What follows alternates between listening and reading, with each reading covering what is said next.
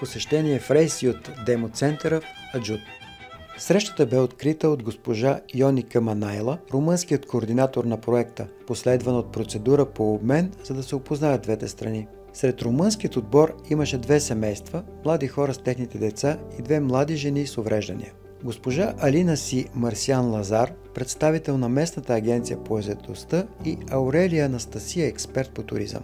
Следващата дейност беше организирана от Нико Зор и Атина Киряк, местни координатори на проекта Рейс. Това беше работилница за формоване на керамика, в която всички българи и румънци взеха участие. Господин Никосор като психолог започна с една история. Днес ще направите нещо, в което ще вложите част от духа си, настроение и същност, а получената фигура ще можете да предадете на вашите роднини от бъдещите поколения. Така те ще се докоснат до вас. Не забравяйте, че не е важно да създавате перфектният артикул, а това, което е важно, е част от теб да остане в него. След страхотни емоции, усилия и смях, всички останаха доволни от създадените творения, които взеха за спомен от Румъния дори за бъдещите поколения. Това упражнение е много полезно като терапевтичен инструмент при работа с хора от групата в неравностойно положение. Всеки един български участник беше щастлив да получи подарък чанта със специален брандиран блузон по проекта, шоколад, магнит.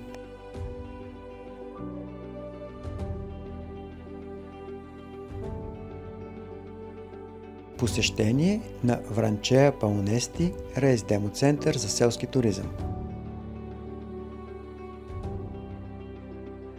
На първия етаж на местния демоцентър групата имаше възможност да дегустира местно грозде и сладкиши. След това на втория етаж на сградата се потопиха в атмосферата на една от най-древните и характерни традиции на региона – качеството.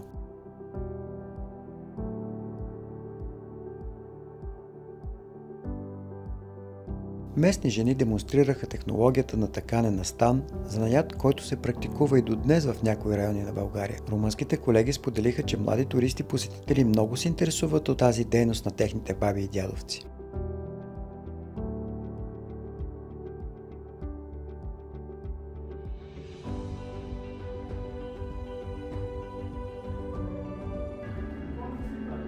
Освен това, за гостите беше подготвена специална изненада, където всеки имаше възможност да създаде своя шедьовър картина, която да изрази себе си под звуците на тиха музика.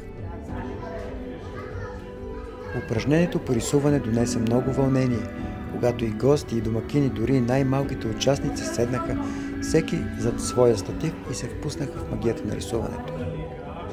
С много смях представиха творбите си, всяка бе уникална сама по себе си и ги взеха за колекцията си у дома. Паунести е село с уникално хидротехническо съоръжение, което местните са превърнали в туристическа атракция. На една улица в населеното място около 30 кладенци могат да се видят с теглителен механизъм, наподобяващ кантар. Построена преди около 2 века, поради нуждата от вода за местното население, атракцията продължава да функционира и до днес.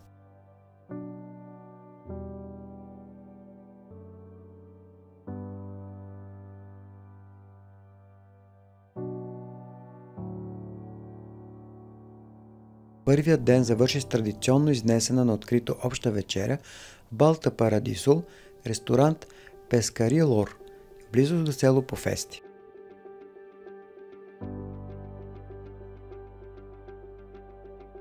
Среща на кръгла маса в конферентната зала на мотела. По време на първата част на съвместната среща психологът Еоген Думбрава представи обща хронология на етапите на проекта Рейсют, резултати и трудности.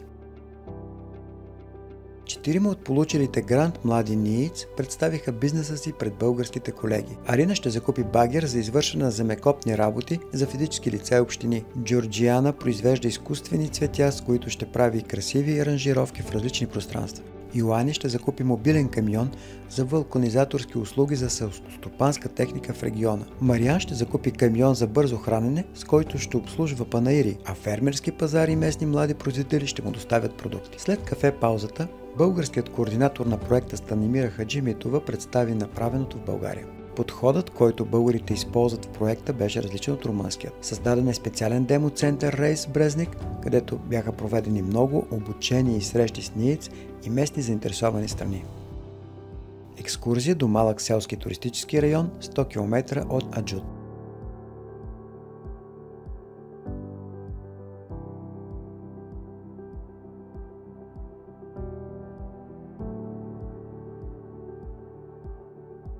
На мястото Ойген и Ана Мария Преда Домбрава организираха и модерираха семинар по проблема «Защо младите се отказват?». Въпроси по темата получиха 16 души от двете страни и всеки, след като прочете въпроса от своя лист, трябваше да изрази мнението си дали са били за или против твърдението.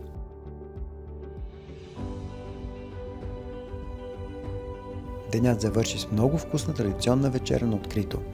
Както в България, така и в Румъния досега бяха организирани серия от иновативни неформални обучения, семинари, както и дейности свързани с менторство на неактивни млади хора за развитие на устойчиво земеделие, селски туризъм, проведени са срещи по IT и дигитални технологии. Проектът RaceYouth помогна за създаването на продуктивна професионална среда за младежи в селски райони, чрез подкрепа на техните предприемачески инициативи.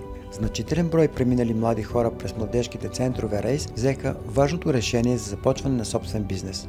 Учебното посещение завърши с много усмивки от страна на младите хора от Румъния и България и заявки за бъдещи срещи и трансгранични партньорства в рамките на тази и следващите инициативи.